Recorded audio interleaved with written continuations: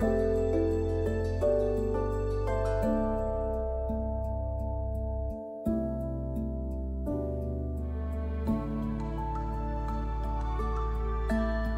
po, pwede mo pong sabihin ng yung pangalan at yung role mo dito sa...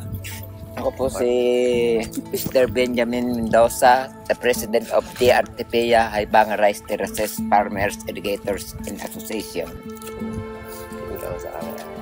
Ano po yung pinakamahirap na part sa pagsasaka? Pag-arado, pag-traktor, at minsan pagkakuan, yung mano-mano namin, yung suyo na aming ginagamit. Yung panahon nung wala pa kami mga traktor.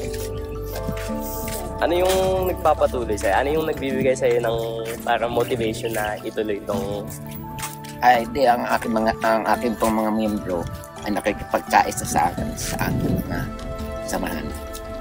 Yung pinaka nagbago dito sa lugar na to? Ay, yung pagiging rice terraces ng aming partners, yung aming area ng buwan ito, ang naging bag.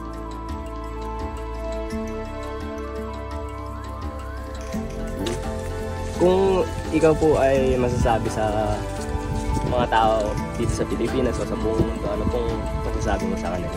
Dapat po sila ay maging masipag at para mawalan po ng mga corruption dito sa atin sa Pilipinas. Tama.